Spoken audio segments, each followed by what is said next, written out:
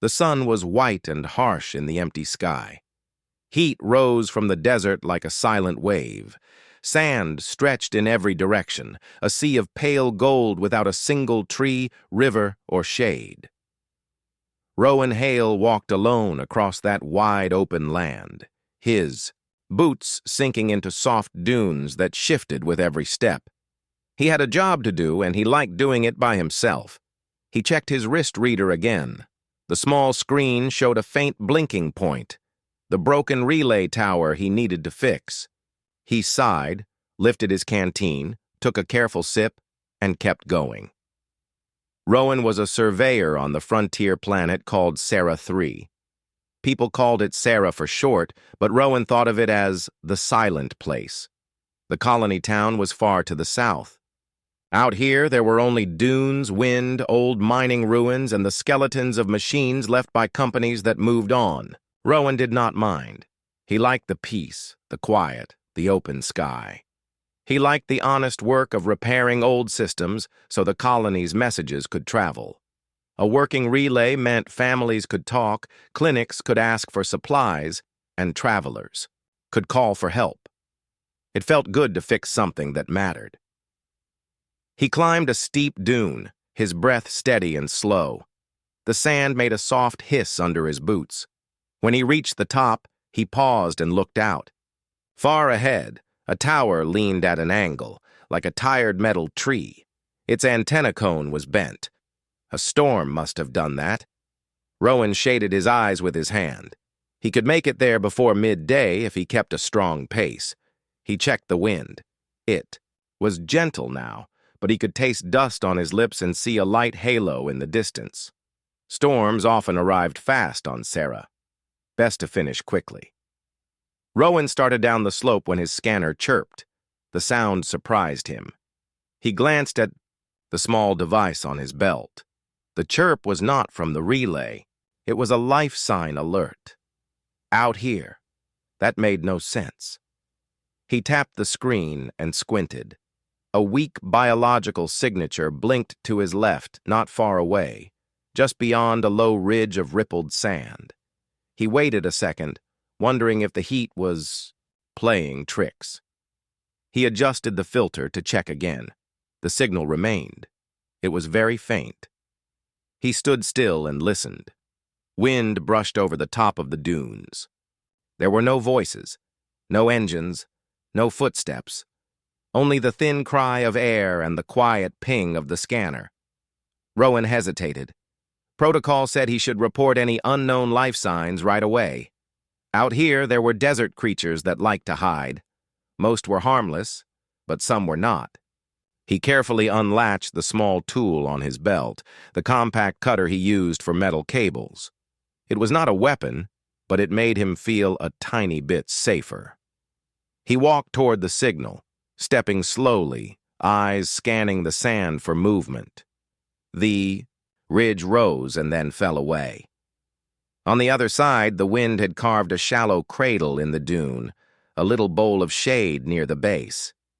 At first he saw nothing. Then he saw the color, something pale, not sand, not stone. He moved closer and stopped. Someone lay there. The figure was small, thin, curled slightly as if trying to stay warm even in this hot place. A light, torn cloth covered part of the body.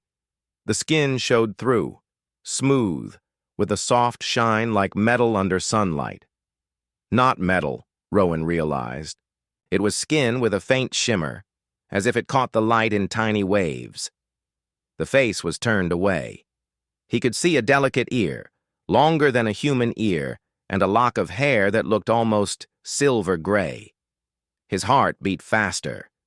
He leaned closer and called out, his voice gentle. "Hello? Can you hear me?" The figure did not move.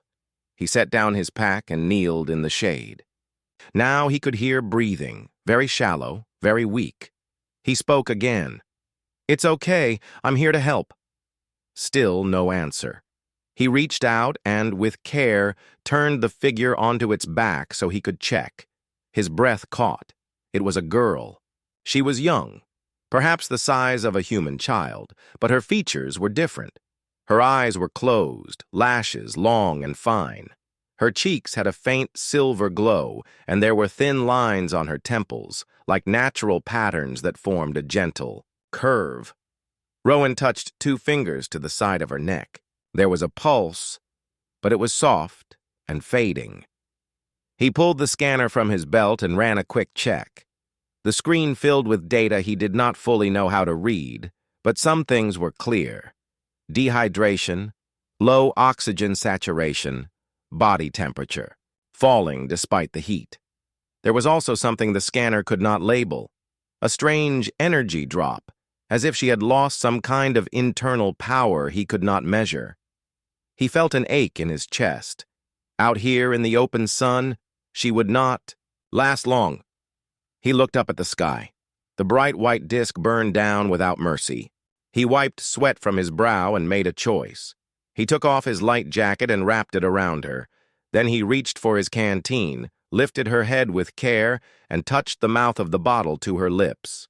At first, nothing happened. Then, slowly she drank, small swallows. He did not give too much, just enough to wet her mouth and throat. Her eyelids fluttered. For a second, her eyes opened a little. Rowan saw that they were a soft, luminous violet, like the sky at dusk after sunset. They were unfocused at first, then they found his face. Her lips parted. He waited, thinking she might speak. Instead, a faint sound came out, like a single note from a tiny flute. It was not a word. It felt like a question, or maybe a plea. The note faded. Her eyes closed again. Rowan sat back on his heels, thinking. He was supposed to report this. The colony had rules. Unknown beings must be handled by a special team in case of illness or risk. But the special team was days away from here. Even if he sent a signal right now, they would not arrive in time. She would be gone long before they could help. He looked at her small hands. They were calm now, but a slight tremor ran through them with each breath, as if her body was trying to hold on. He looked toward the relay tower. It was close now. He could fix it fast and send a call. That was one plan. But leaving her here, even for a short time, did not feel right. The sun was climbing. The wind was changing. He could smell a dry smell that meant sand was coming. A storm could rise. It could bury this spot in minutes. He pictured leaving her, climbing to the tower, hearing the wind grow, and then turning to see the whole dune slide and cover her. The thought made his chest tighten. He stood and scanned the horizon. His desert crawler was about 20 minutes to the east, parked in a shallow gully where he had left it for shade. If he carried her, could he make it? He could. He would have. To move steady and careful. The crawler had a small cooler, medical gel for cuts, a spare mask for low oxygen hours, and a thin blanket. It was not much, but it was something. He would also have a roof to block the sun and filters to keep out sand. "Okay," he said softly, even though she could not hear. "I'm going to get you to shade. Stay with me." He slid his arms under her, one under her shoulders, one under her knees. She was very light, like a bundle of cloth. When he lifted her, her head fell against his chest. He could feel the shallow rise and fall of her breath. He adjusted his hold so her neck was supported. Then he began to walk. The sand gave way under his boots, making each step a small effort. He kept his eyes on the gully in the distance and his mind on his breathing. In, out, steady, calm. The sun pressed down on his back like a heavy hand. After a few minutes, he felt his shirt stick to his skin with sweat. He did not stop. He did not want to jostle her. He wanted to keep a smooth rhythm, to move like a quiet machine. Halfway to the crawler, the wind picked up. It came first as a breath across the dunes, then as a low hiss. Rowan glanced up. A thin veil of dust unfurled across the sky to the north, like a curtain being drawn. He quickened his pace. He did not run. He would waste energy and risk a stumble, but he pushed forward, choosing firmer sand where he could, stepping on flat patches, avoiding loose slopes that slid underfoot. The girl made a small sound in his arms, another one note, whisper. Higher this time, like a soft bell. Rowan looked down. Her eyes were still closed, but her brow smoothed, as if she felt safer. He spoke in a gentle voice. Almost there. He reached the gully at last. His crawler sat low on its wide wheels, a boxy shape with a rounded top and sand filters along the sides. He hit the panel, and the back hatch opened with a sigh. Cool air drifted out, not cold, but kinder than the heat outside. He stepped in, laid her on the narrow bed along the wall, and set his pack beneath. He pulled down the spare blanket and tucked it around her. Then he reached for the medical kit and found the small patch of gel meant for hydration and minor wounds. He placed a little of it on a clean cloth and gently touched it to the dry skin at the side of her mouth and on a small cut along her temple. The gel melted and sank in. Rowan checked the oxygen mask, more a soft frame than a full mask, shaped to fit different faces. He adjusted the straps to be very loose and placed it over her nose and mouth. He set the flow to low, just enough to raise the levels a bit and watch the tiny indicator lights. Slowly, the numbers grew a little stronger. He let out the breath he had been holding. Outside, the wind whistled over the gully. Sand tapped against the crawler's hull like a gentle rain made of dust. Rowan closed the hatch. Inside, it was quiet and dim.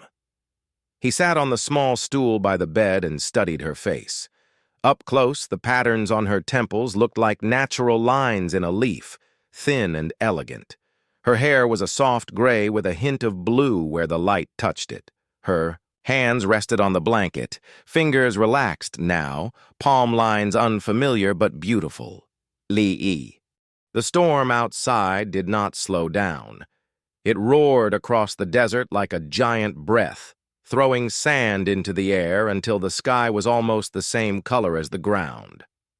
Inside the old mining outpost, Rowan sat with his back to the wall, listening to the steady hum of the life support fans. The air was warmer now, cleaner, and it carried a faint smell of metal and dust. The girl lay on the bench under a thin blanket, her breathing soft and even. Every so often, her fingers twitched, and her lips moved slightly as if she was speaking in her sleep. Rowan checked the oxygen flow again. The mask's small light blinked green. Her levels were stable for now. That was good. But he knew they couldn't stay here forever. The outpost's old generator could only run for a day or two before the fuel cells wore out. And then there was the other problem. People would come looking. He had broken protocol the moment he carried her away from the desert instead of calling the Colonial Patrol. He stood up, stretching the stiffness from his legs. The outpost had 2 small rooms connected by a short hallway. The second room had a narrow window that looked out over the dunes. Rowan walked there and peered through the dusty glass. The storm was thick. The world outside reduced to swirling. Gold and brown. He couldn't even see the crawler parked just a few meters away. The wind was that strong. No one could travel in this weather, not even the patrols. That gave him a little time. He returned to the main room and crouched beside the girl. Her skin still had that strange shimmer like the surface of a coin under moving water. He wondered if it was natural or if she was wearing some kind of protective layer. He had never seen an alien up close before. Not like this. Sure, there were stories from other sectors, but Sarah 3 had no known alien settlements. This desert was supposed to be empty, except for a few hardy creatures and the scattered human outposts. He took the scanner from his pack and ran another slow check. Most of the readings were the same as before. Low hydration, some minor injuries, a strange energy drop his scanner couldn't explain. But one new thing caught his eye. Her heart rate was slightly higher now, not from distress, but from recovery. That was a good sign. As he watched, her eyes opened slowly. The violet color shone faintly in the dim light. She blinked at him, not startled, just curious. Rowan spoke gently. "Hey, you're safe here. You were in the desert. Do you remember?"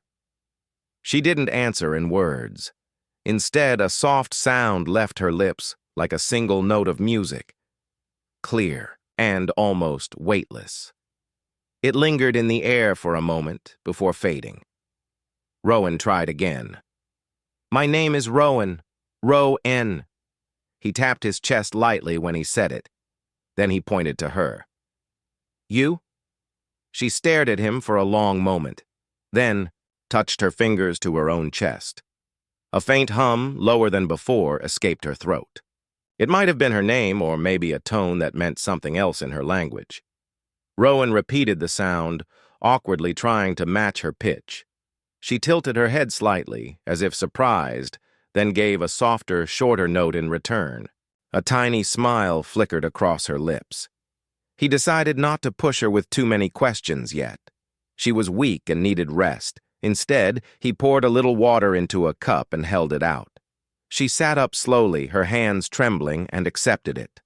Her fingers were long and slender, with nails that looked almost like polished stone. She drank in small sips, never rushing, and then handed the cup back with a slow nod of thanks. "You're welcome," Rowan said quietly.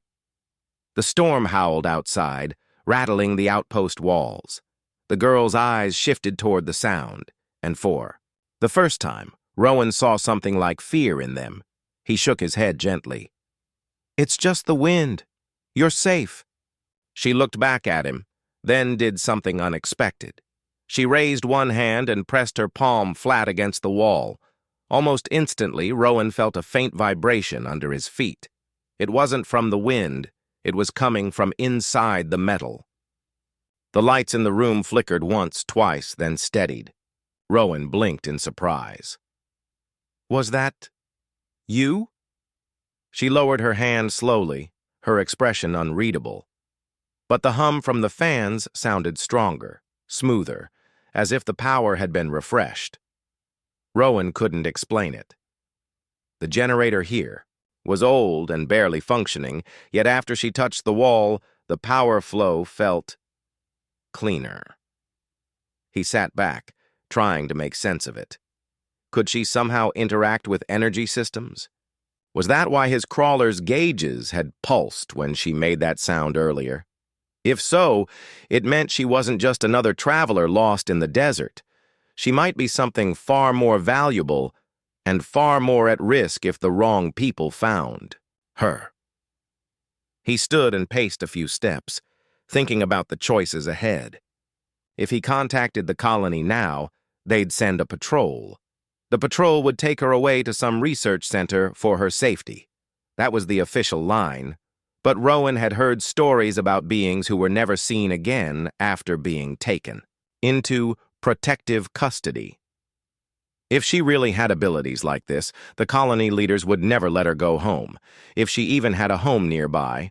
But if he didn't report her, he was breaking multiple laws. Hiding her could cost him his job, his place in the colony, maybe even his freedom. He looked at her again. She was watching him closely now, as if she could sense his worry.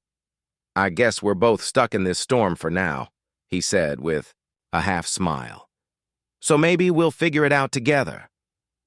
Hours passed. Rowan checked the outpost systems, gave her small amounts of water, and offered some dried food from his pack. She sniffed the food first, then tasted it carefully. To his relief, she seemed able to eat it without trouble. The color in her face looked a little stronger afterward. When the storm finally began to ease, the light through the window changed, from gold to pale gray. The wind dropped from a roar to a restless sigh. Rowan knew this was the best time to move. Once the storm truly stopped, the patrols would be back in the air, scanning for anomalies. If they were going to leave, it had to be now.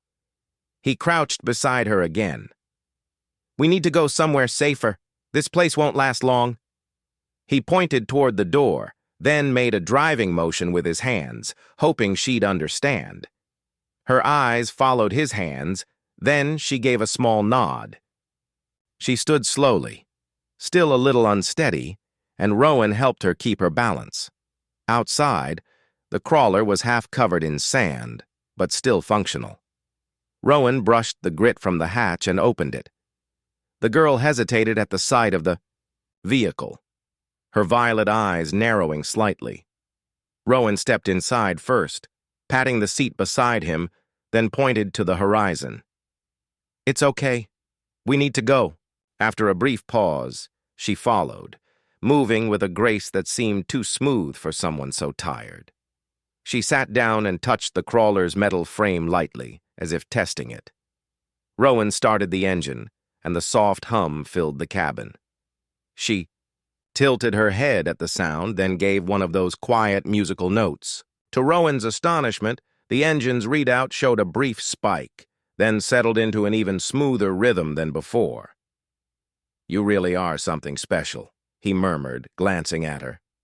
She didn't react, but her faint smile returned. Rowan guided the crawler out of the outpost's shadow and onto the open desert. The storm's remnants swirled around them in light ribbons of dust, but visibility was much better now.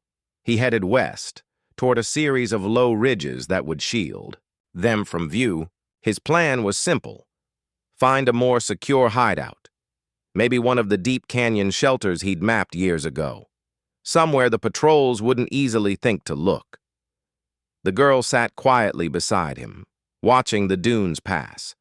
Occasionally she'd make another soft note, each one different, and each time the crawler seemed to respond, fuel efficiency improving, power flow smoothing, even the cabin temperature adjusting slightly without him touching the controls. It was as if the machine liked her. After an hour, the sun began to drop toward the horizon, painting the dunes in shades of amber and red. Rowan slowed the crawler near a narrow canyon entrance. He had discovered this place by accident years ago. It was a twisting path between tall rock walls that led to a hidden flat area, sheltered from the wind. Perfect for a temporary camp. He parked in the shadow of the cliffs and shut down the engine. The girl looked around, her expression softening. She seemed to relax more here, as if the stone walls made her feel safe. Rowan stepped out, checked the area, then began unloading a small portable shelter from the crawler's rear compartment. As he worked, she approached and placed her hand on the stone. A faint light, the same shimmering glow as her skin, spread in a thin pattern under her palm. The rock seemed to absorb it, and the air in the canyon grew warmer by a few degrees. Rowan stared, amazed.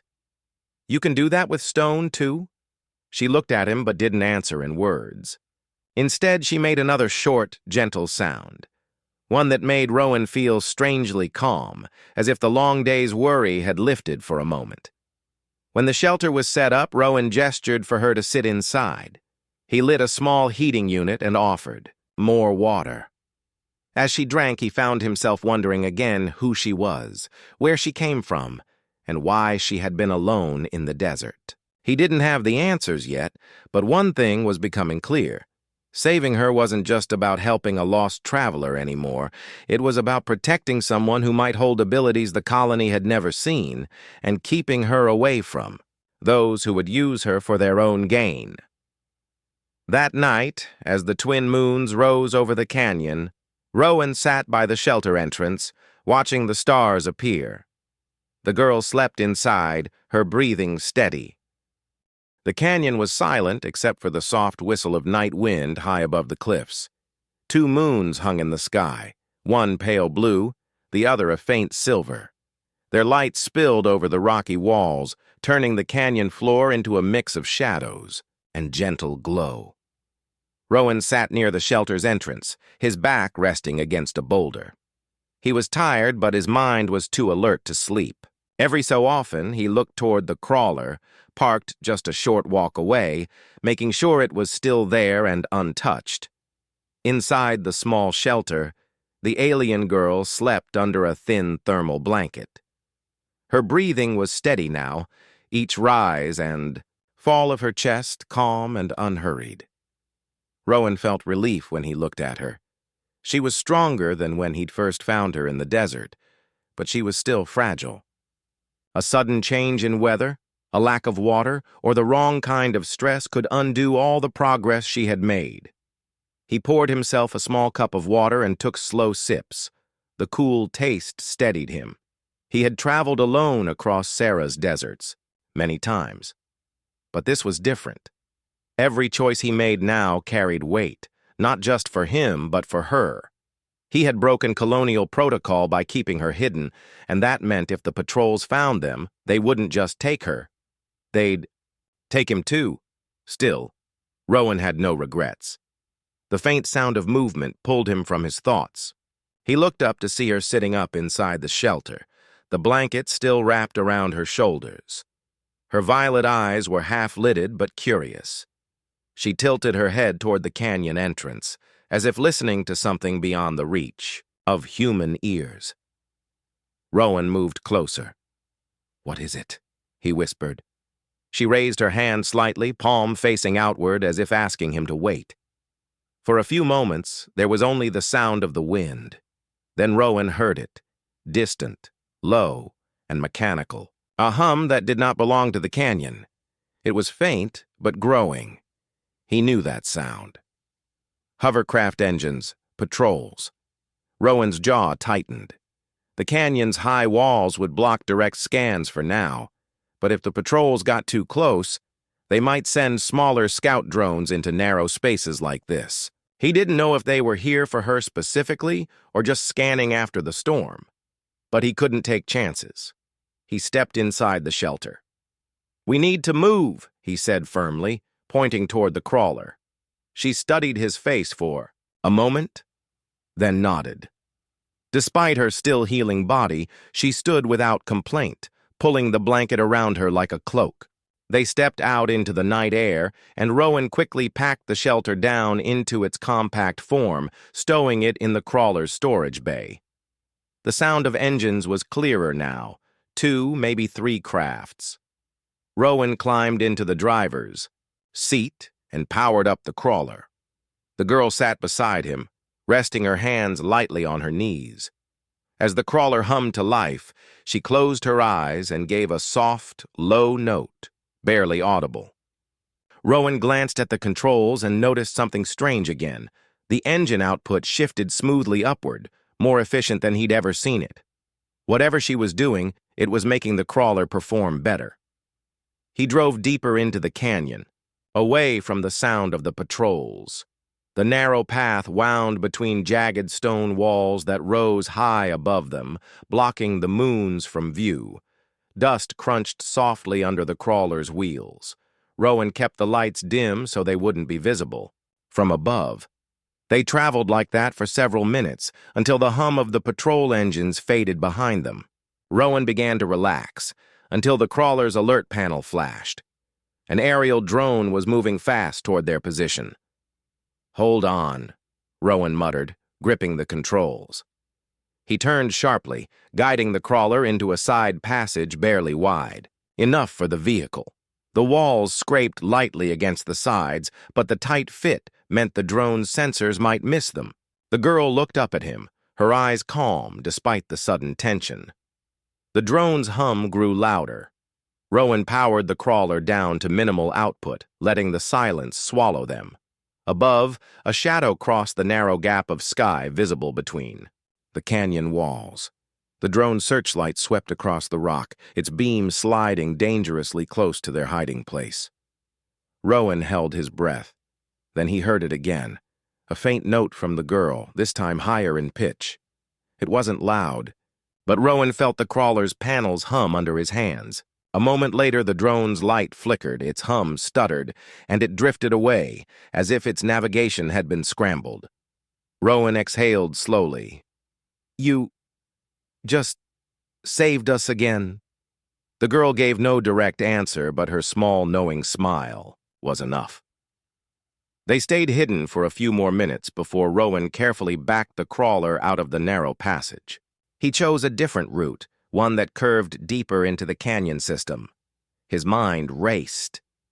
He had seen enough now to be certain she had abilities that could interact with machines, maybe even control them in subtle ways. That made her valuable and vulnerable. By the time the moons dipped lower in the sky, Rowan found a wide chamber-like area where the canyon opened into a sheltered basin.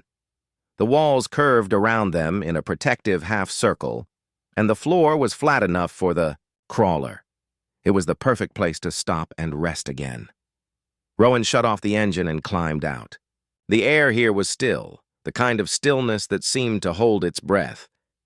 He unpacked the shelter once more, setting it up quickly. The girl walked a short distance to the basin's edge and placed her hand on the rock. That faint glow appeared, again tracing gentle patterns like roots or rivers along the surface. Rowan didn't understand how, but he felt the temperature rise slightly, making the air more comfortable. When they were settled inside the shelter, Rowan decided it was time to try and communicate more clearly. He tapped his chest again. "Rowan." Then he pointed to her, waiting. She looked thoughtful, then touched her own chest. This time, the sound she made was longer, almost like a three-note melody. It was delicate and beautiful, but it wasn't a name he could easily repeat. He tried, anyway, mimicking the rise and fall of her tone. She tilted her head, then gave a smaller note in approval. Rowan smiled. "Okay, that's something." They spent the next hour exchanging small gestures and sounds. He pointed to objects, water, blanket, crawler, and said the words slowly. She responded with her own versions, sometimes in notes, sometimes in soft words that were musical in their own way. The more they tried, the more Rowan felt they were building a bridge between them, one careful stone at a time. When she grew tired, Rowan let her rest. He sat just outside the shelter, staring at the stars. His mind kept returning to the same question. Why had she been alone in the desert? Had something happened to her people? Were they nearby, searching for her? Or had the colony's patrols driven them away?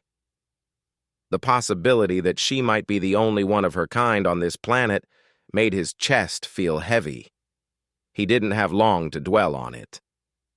A faint light flickered against the canyon wall, reflected, moving. Rowan stood quickly and peered over a rock. Far off, at the basin's edge, he saw it. A patrol hovercraft, moving slowly, scanning the ground with a narrow beam. They had found the canyon. Rowan rushed inside the shelter. "We have to move, now!" The girl didn't ask questions. She simply stood, ready. They packed in silence, the hum of the patrol growing louder. Rowan fired up the crawler and steered toward the narrow exit on the far side of the basin. The girl placed both hands on the console this time, her eyes closed. The crawler surged forward smoother and faster than ever before. Rowan glanced at the speed gauge. It was running at nearly 30% higher efficiency. Whatever she was doing, it was helping them escape. The hovercraft's light swept across the basin behind them just as they disappeared into a winding passage.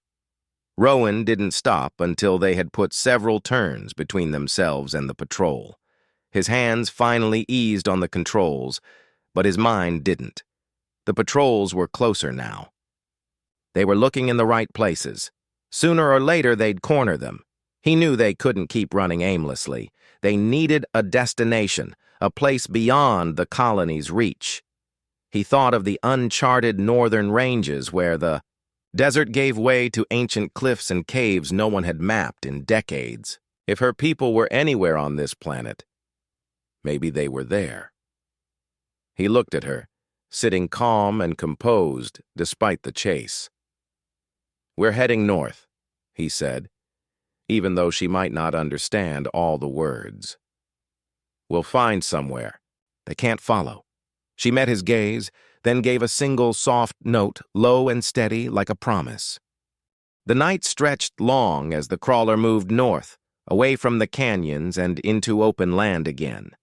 The moons had dropped low, and the first light of dawn touched the far horizon, turning the desert sky into pale silver. The air was cooler now, carrying the dry scent of sand and distant stone.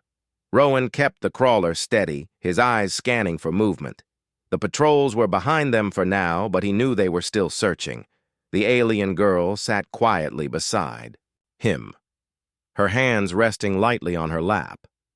Every so often, she would look out the window toward the horizon as if she knew where they were going, even though Rowan hadn't explained in detail. In truth, he wasn't certain himself. He had chosen the north because it was the least traveled direction. No active mines, no colony stations, and only rough old maps from before the settlement began. Beyond the desert lay the northern cliffs, a stretch of jagged stone and deep caves that humans had never fully explored. Rowan had heard old travelers' stories about strange lights there on moonless nights, but no one had ever confirmed them. Now he wondered if those stories had something to do with her people. The crawler rolled over a stretch of hardened sand, where the wheels made almost no sound. The sky brightened more, and the sun's first rays began to warm the land. Rowan slowed the crawler to check his fuel levels and the remaining water supply. They were doing fine for now, but the journey to the cliffs would take most of the day. "We'll have to stop soon," he murmured, mostly to himself. "Get some shade before the midday heat." The girl turned her head at his voice. She studied him for a moment, then lifted one hand and pointed ahead. Her finger traced a line in the air, slightly to the left of their current path. Rowan frowned. "You want me to go that way?" She nodded once, certain. He adjusted the crawler's course and followed her direction. A few minutes later, the ground began to change. Small ridges of dark rock broke through the sand, leading toward a cluster of larger formations. As they drew closer, Rowan saw what she must have sensed, an overhang of stone, tall enough for the crawler to park beneath. The shadow stretched long and cool, a welcome sight in the growing heat. Rowan stopped the crawler under the shade. "Good call," he said. "Perfect spot." The girl gave the faintest smile, then stepped out into the shadow, her eyes scanning the stone as though reading something unseen. Rowan unpacked a small cooking unit and began heating water for a simple meal. While he worked, he noticed her walking slowly along the rock wall, tracing her fingers over faint grooves in the surface. They looked like natural lines at first, but when he came closer, he realized they were too even, patterns carved into the stone. "Do you know what this says?" Rowan asked gently. She looked back at him and gave a short, melodic note. Then, she touched her chest and repeated the note, longer this time, as if telling him it was something personal. Rowan couldn't read the markings, but he guessed they were from her people. The idea that they had been here before, maybe long before humans arrived, sent a quiet shiver through him. After eating, they rested in the shade until the sun climbed high. Rowan tried to sleep for a while, but his thoughts kept returning to the colony patrols. If they found even the smallest clue, a track, a heat signature, they would follow it. And if they discovered the markings here, they might realize. The north was worth searching. By early afternoon, they set out again. The desert began to shift under the wheels, more stone, less sand. The horizon lifted into jagged peaks. Rowan felt the crawler's suspension tighten as the land rose in slow waves toward the cliffs. The air grew drier, the wind sharper. The girl was more alert now, her eyes scanning the rocks ahead. Once, she even leaned forward slightly, as though listening to something far away. Rowan watched her out of the corner of his eye. He wondered if she could sense things beyond human hearing, a low vibration in the stone, maybe, or a faint energy from the cliffs themselves. By late afternoon, they reached the base of the northern cliffs. They towered above the desert like giant walls, their surfaces streaked with colors, red, black, gold, shaped by thousands of years of wind and sun. The crawler's engine echoed softly off the stone as they moved along the base, searching for an entry point. Rowan slowed near a wide crack in the cliff face. It opened into a narrow passage, just big enough for the crawler to slip through. Inside, the light dimmed, and the air grew cooler. The ground here was smooth stone, worn by time. "This is it," Rowan said under his breath. "If there's a safe place, it's in here." The girl placed her hand on the crawler's console. A soft note escaped her lips, and for a brief second, the walls seemed to answer. Not in sound, but in a faint pulse of light deep in the stone. It was so quick, Rowan almost doubted he had seen it. But the girl's eyes told him it was real. They followed the passage until it opened into a hidden valley, completely enclosed by cliffs. The space was wide, filled with scattered boulders and strange plants clinging to the walls. In the center stood a cluster of stone pillars, their surfaces marked with more of those deliberate, even carvings. Rowan parked the crawler near the pillars and stepped out. The air here felt different, still, but not empty. It was as if the place was waiting for something. The girl walked straight to the tallest pillar and placed both hands on it. Her eyes closed, and a soft, low note filled the air. This time, Rowan saw the change clearly. The carvings on the pillar lit with a pale blue glow, the light running along the lines like water. The other pillars responded, each one lighting in turn until the whole cluster shimmered. Rowan stood frozen. You've been here before, haven't you? Or your people have?" She didn't answer with words, but she turned to him with a look that was both calm and full of meaning. Then she made a gesture, placing her palm over her heart, then stretching it toward him, as if to say this place was important to both of them now. Before Rowan could speak, a faint rumble reached his ears. At first, he thought it was the sound of the pillars shifting, but then it grew louder, more mechanical. His stomach tightened. Engines! He ran to the crawler and activated the scanner. A small display lit up with 3 incoming signals, moving fast. The patrols had found the valley. The girl's eyes widened slightly, but she didn't move from the pillar. Instead, she placed one hand on it again and closed her eyes. The glow from the carvings intensified, and the ground beneath Rowan's boots trembled. He looked around, unsure of what she was doing, until the stone pillars began to hum. The hum was deep, resonant, and it spread through the ground like a wave. Rowan glanced at the scanner again and saw the patrol signals flicker, then vanish entirely, as if their systems had been disrupted. "You blocked them," Rowan realized aloud. She opened her eyes and gave a short, steady note.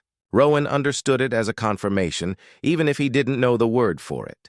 The engines in the distance faltered, and the sound began to fade. The patrols were retreating, unable to find their way inside the valley. Rowan exhaled, his shoulders relaxing for the first time all day. He walked over to her, looking up at the glowing pillars. "This place, it's a shield, isn't it? Your people built it to hide." She met his gaze, then looked back at the pillars with a mix of sadness and peace. Rowan wondered if she had just reunited with the last safe place her people had left on this planet. As the glow slowly faded, the air in the valley felt warmer, almost protective. Rowan knew they couldn't stay here forever, not if the patrols kept searching. But for now, it was the safest they had been since he'd found her in the desert. That night, they set up camp near the pillars. The girl sat close to the stone, occasionally humming short notes that seemed to make the carvings shimmer faintly, like the heartbeat of the valley. Rowan lay on his back, staring up at the narrow strip of stars visible between the cliffs. He thought about how far they had come and how much had changed since that day in the desert. For the first time in days, he allowed himself to think that maybe, just maybe, they had a chance. The valley was still when morning came.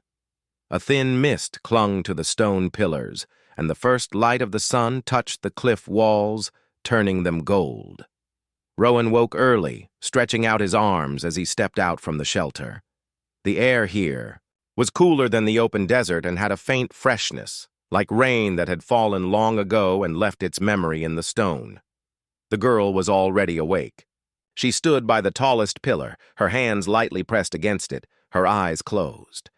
A soft hum drifted from her lips, not loud enough to echo, but steady and calm. As she sang, the faint blue lines in the carvings glowed again, pulsing gently, like the beat of a heart. Rowan watched her for a while, not wanting to interrupt. He didn't know exactly what she was doing, but he felt the quiet power of it. This valley was hers. Maybe not her home, but a place built by her people. And it was doing something more than just looking beautiful. Last night, those same pillars had disrupted the patrol's machines, keeping them from finding the valley. Whatever energy they held, she seemed to know how to use it. When she finished, she opened her eyes and looked at him. Rowan gave a small smile. "You've been keeping us safe, haven't you?" She tilted her head slightly, then touched her chest and made a short, gentle note. Rowan guessed it meant yes, or something close to it. They shared a simple breakfast of dried fruit and warm water heated over a small cooker. Rowan kept glancing toward the crawler, wondering how long it would be before the patrols tried again. They had been lucky last night, but luck rarely lasted on Sarah 3. When they finished eating, Rowan took out his portable scanner to sweep the area for any incoming signals. The display was clear. For now, they were alone. He almost felt relieved until the device gave a single sharp beep. A new signal appeared, but it wasn't like the ones from colony patrols. This one was irregular, faint, and moving slowly toward them from the far side of the cliffs. Rowan frowned. That's different. The girl looked up from where she sat near the pillar. She walked over, her eyes narrowing at the scanner's screen. She leaned closer and let out a low note, almost like a question. Rowan shrugged. "It's not from the colony. I can tell that much. Could be a traveler. Could be something else." The girl reached out and lightly touched the scanner. The faint signal on the screen shimmered for a second, then steadied, as if she had somehow improved the reading. Rowan blinked. "You can do that too?" She didn't answer, only pointed toward the far cliffs. If someone was coming, Rowan wanted to see them before they saw him. He packed the scanner, grabbed his small field scope, and climbed a slope of loose rock that led to a narrow ridge. From there, he could look out over the northern side of the valley. What he saw made his heart slow. A craft was moving across the rocky plain beyond the cliffs. It wasn't like the colony's hovercraft. This one was smaller, older, with long, curved wings that shimmered faintly in the sunlight. It skimmed low over the ground, silent except for the occasional hiss of air. The hull was marked with symbols Rowan didn't recognize, but they looked more like the carvings on the pillars than any human design. He lowered the scope and turned back toward the girl. "Is that one of yours?" She stood at the base of the ridge, her eyes fixed on the distant craft. For the first time since Rowan had found her, her calm expression broke. There was emotion there, something between hope and sadness. She made a sound, low and trembling, then turned and ran back toward the pillars. Rowan followed quickly. "What is it? What's wrong?" She didn't stop until she reached the tallest pillar. Placing both hands against it, she gave a series of notes, faster and sharper than before. The pillar's blue lines brightened, and the other pillars joined in, glowing as if answering her call. Rowan could feel a faint vibration under his boots. The craft slowed in the distance, then stopped completely. Rowan realized she was signaling it, calling it here. Minutes passed. The soundless craft began to move again, this time directly toward the valley. Rowan's thoughts tangled. If this was one of her people, it could mean safety for her. But it could also mean that whatever trouble had left her alone in the desert might be following. The craft glided over the cliffs and descended into the valley with surprising grace. It hovered a few meters above the ground before settling on a flat patch of stone near the crawler. The hull's surface shifted in the light like metal and water at the same time. A section of the side slid open, revealing a tall figure. The being stepped out, wearing a long, dark garment that moved like liquid fabric. Their skin had the same metallic shimmer as the girl's, though a deeper, richer tone. Their eyes were brighter, almost white with a hint of blue. Rowan stood, still watching. The girl walked quickly to the newcomer. She made a short, urgent series of notes, her hands moving as if adding meaning to the sound. The newcomer replied with slower tones, their voice deeper but carrying the same musical quality. It was clear they understood each other completely. Rowan felt a small wave of relief. She wasn't alone anymore. But that relief thinned when the newcomer's gaze turned toward him. There was no anger in their eyes, but there was a weight, a measure. They spoke a few notes to the girl, then looked back at Rowan and gave a single, sharp sound. Rowan didn't understand the words, but he understood the tone. A question. The girl answered in her own language, her voice calm. She gestured toward Rowan, then placed her hand over her heart. The newcomer listened, then gave a long, low note, almost like a sigh. Rowan stepped forward slowly, keeping his voice steady. I found her in the desert. She was dying.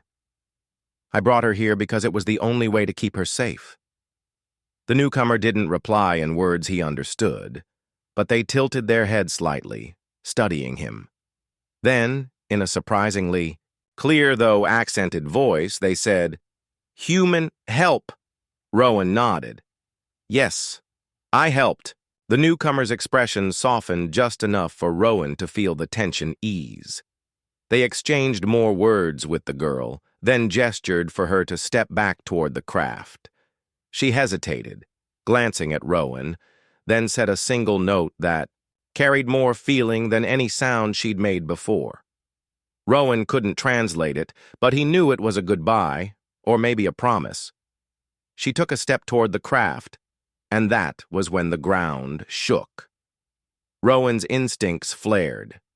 That's not the pillars, he muttered. He turned toward the valley's entrance just in time to see dust rising in the distance. A new sound filled the air, louder, rougher than the smooth hum of the other craft. Colony hovercraft engines. The newcomer reacted instantly, pulling the girl behind them. The pillars began to glow again without her touching them, as if the valley itself had woken up in defense. Rowan ran to the crawler and powered it on, ready in case they had to move. The first patrol craft appeared between the cliffs, its searchlights cutting through the valley. Behind it came two more. Rowan's stomach dropped. They had found the entrance. The newcomer raised one hand and gave a deep, echoing note. The air seemed to thicken, and the patrol craft's lights flickered. But unlike last time, the colony ships didn't stop. Instead, they pushed forward, their engines roaring louder. They're resisting whatever you're doing, Rowan called out. The girl stepped forward from behind the newcomer, placing her hands together and letting out a pure, clear tone that rose higher and higher. The pillars answered, their blue light flaring so bright that the valley glowed like day. A shockwave of soundless force rolled across the ground. The first patrol craft jerked violently, its engines sputtering before it dropped to the valley floor with a crash of metal. The other two swerved hard, retreating into the cliffs, their engines whining in protest. Silence followed, broken only by the hiss of the disabled craft's cooling systems. The girl staggered slightly, and Rowan ran to steady her. Easy, you've done enough. The newcomer moved to the girl's side, speaking to her in their language. Then they turned to Rowan, their expression more open now. Safe. For now. Rowan nodded, breathing hard. For now. But they'll be back. The newcomer's eyes narrowed slightly, and they glanced toward the cliffs. Then we leave. Rowan realized they meant to take the girl away from here, back to wherever her people were. He should have felt relief. She would be safe. But instead, a weight settled in his chest. He had found her, carried her through storms, kept her alive. The thought of letting her go was harder than he expected. The girl stepped closer to him. She looked into his eyes, her violet gaze steady, and placed her hand lightly over his. She didn't need words. He understood. She wasn't saying goodbye forever. She was saying thank you. The newcomer gave a short, clear note, and the craft's hatch opened. The girl stepped inside, turning once to look back. The pillars dimmed slowly, their light fading like embers at the end of a fire. Rowan stood watching, as the craft lifted, its wings shimmering in the sun. It rose above the cliffs, turned north, and disappeared into the sky. He was alone in the valley now, but the sound of her voice, those soft musical notes, still seemed to linger in the air, and he knew this wasn't the end of the story. The valley felt empty after the alien craft disappeared over the cliffs. Rowan stood in the same spot for a long time, staring at the sky where the shimmer of its wings had vanished. The pillars no longer glowed. Their carvings had returned to dull stone, as if nothing unusual had happened. Only the faint hum in the air reminded him of the girl and the power she had called upon. He finally turned and walked to the crawler. The disabled colony patrol ship still sat at the far end of the valley, its hull dented, engines dead. Smoke drifted from one side where the shockwave had struck. Rowan approached it carefully, scanning for movement. There was none. Whoever had been inside had likely called for rescue the moment it went down, and rescue wouldn't take long to arrive. He crouched beside the craft and checked one of the panels. The controls were completely dead. No power at all. The girl's energy, whatever it was, had shut it down fully. He ran a hand over the scorched metal, feeling the fine vibration in the air. He didn't know if that hum was in his ears or in his head, but it reminded him of her voice. Rowan returned to the crawler. The urge to follow her was strong, but he didn't even know where her people had gone. The cliffs stretched for miles, and the craft had flown north at a speed his crawler couldn't match.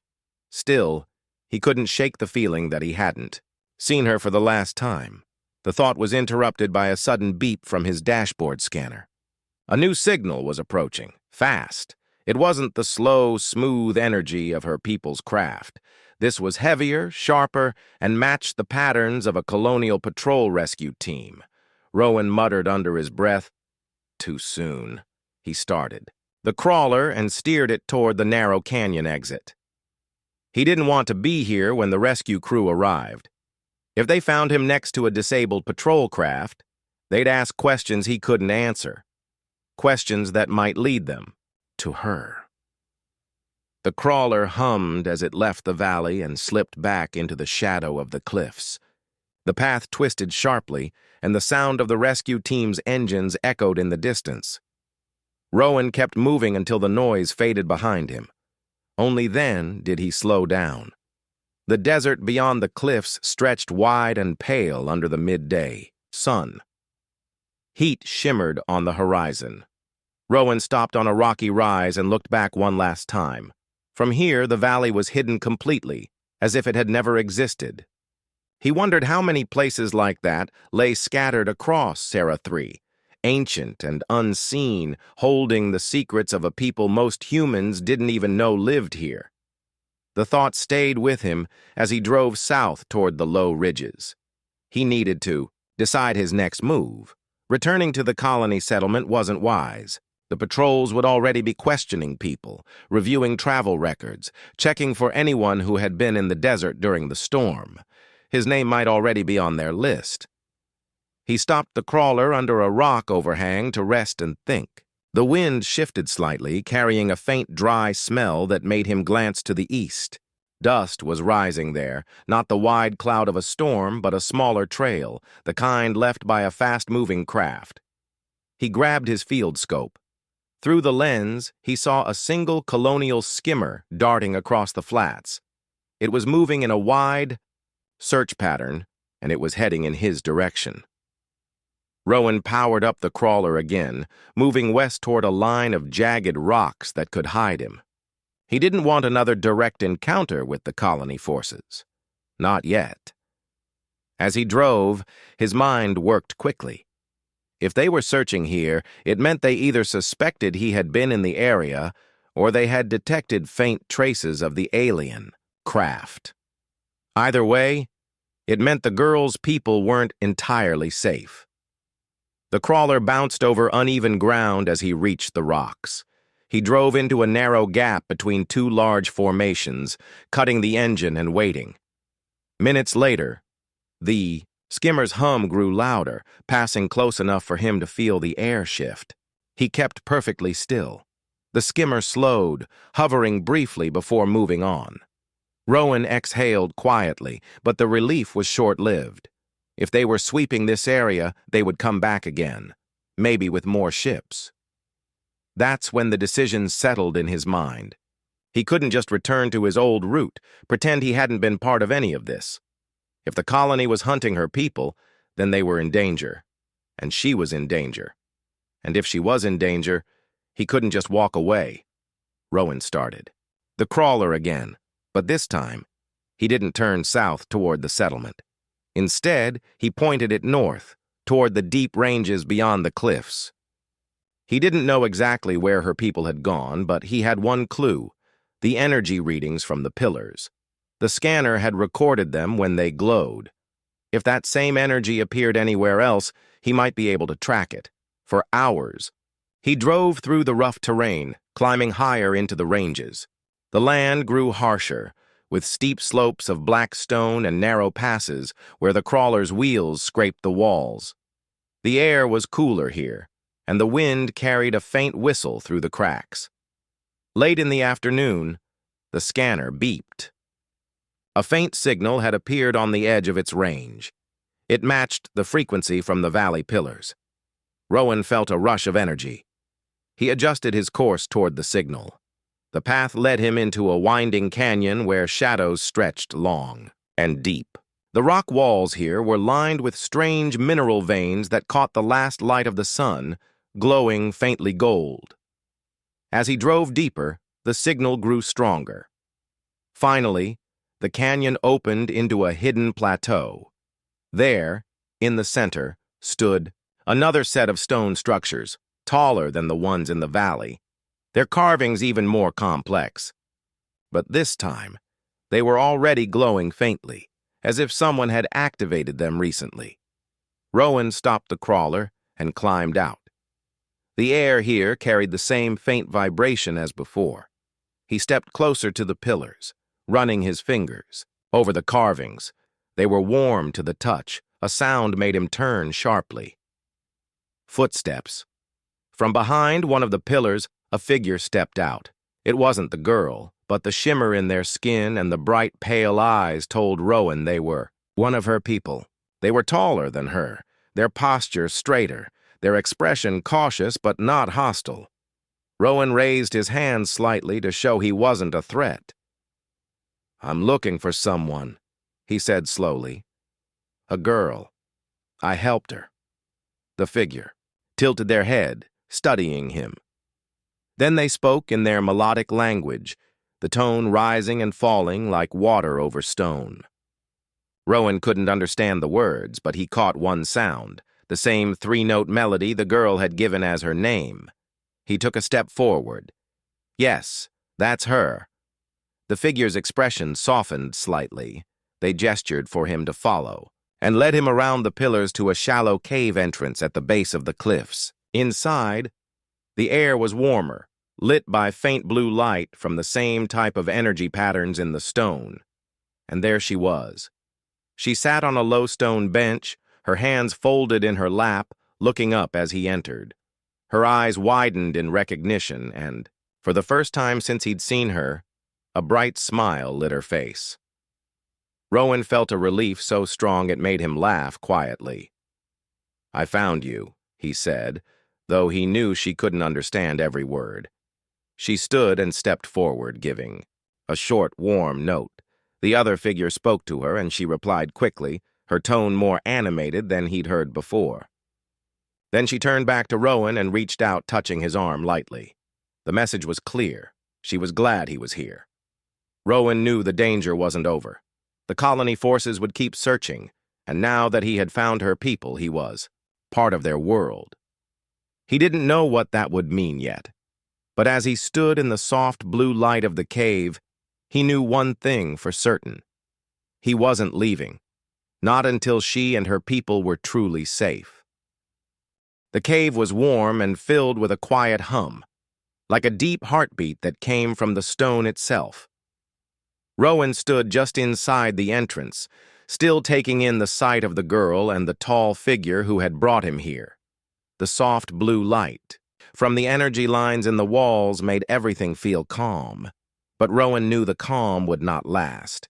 The colony patrols would not give up.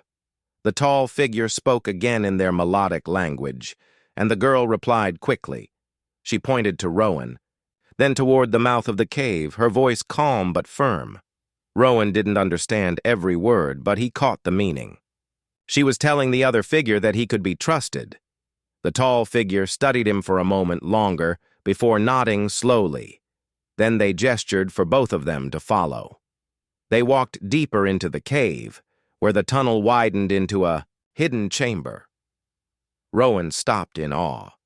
The chamber was vast, with dozens of pillars rising from the floor to the ceiling, each one carved with glowing lines. Pools of still water reflected the blue light, and small plants with silver leaves grew along the edges. Several other members of her people were here, moving quietly between the pillars, tending to the plants, or speaking in low tones. Some looked up as they entered. Their eyes lingered on Rowan with curiosity, but there was no hostility, only caution. The girl spoke to them, her voice carrying across the chamber like a soft song. Whatever she said, it eased their faces. One of them, an older figure with hair like polished silver, stepped forward and touched Rowan's shoulder lightly. The girl turned to him. "Safe. Here," she said slowly, her accent soft but clear. Rowan nodded. "For now," he replied. The older figure led them to a raised platform at the far end of the chamber. From here, a natural opening in the rock looked out over the northern ranges. The view was breathtaking, sharp peaks stretching into the distance, lit by the fading gold of the setting sun. But Rowan's eyes were drawn to something else. Far away, just above the horizon, several small shapes moved in formation. At first, they looked like birds, but their steady movement told him otherwise. His stomach tightened. "Colony crafts. They're coming," Rowan said quietly. The girl followed his gaze, her eyes narrowing. She spoke quickly to the others, and the calm of the chamber shifted. Movements became faster, voices sharper. It was clear they had faced danger before, and they knew what to do. Rowan turned to the girl. "They'll find this place if we don't stop them." She gave a single, determined note, then gestured toward the pillars. Rowan realized she meant to use the same power that had saved them in the valley, but on a much larger scale. The older figure handed Rowan a small device, shaped like a flat stone with glowing patterns. The girl placed her hand over his, guiding his fingers to certain points. She looked into his eyes and said slowly, "Help. Focus." Rowan nodded. He didn't fully understand the device, but he understood her. They moved to the center of the chamber.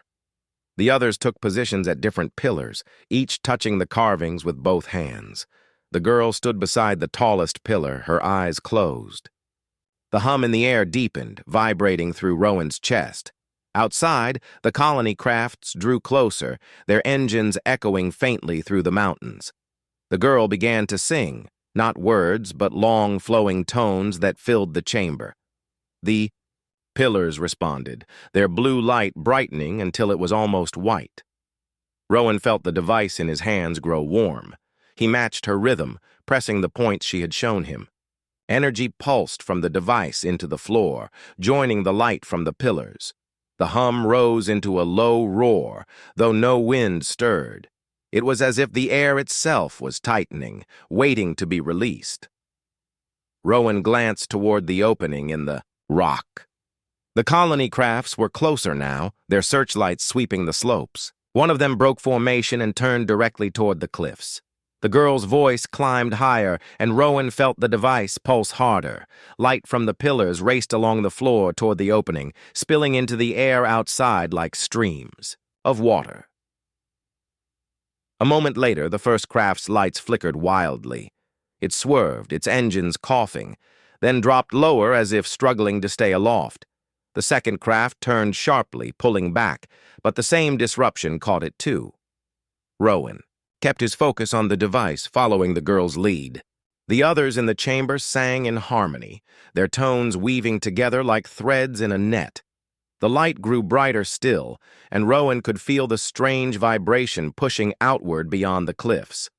The third craft tried to climb higher, maybe to escape the effect, but a final surge of energy from the pillars caught it. Its lights went dark, and it drifted back toward the horizon, away from the mountains. One by one, the colony ships pulled back.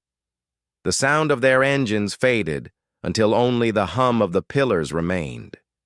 Slowly, the light dimmed, and the singing stopped. The girl opened her eyes, her face calm but tired. She looked at Rowan and gave a small, grateful smile.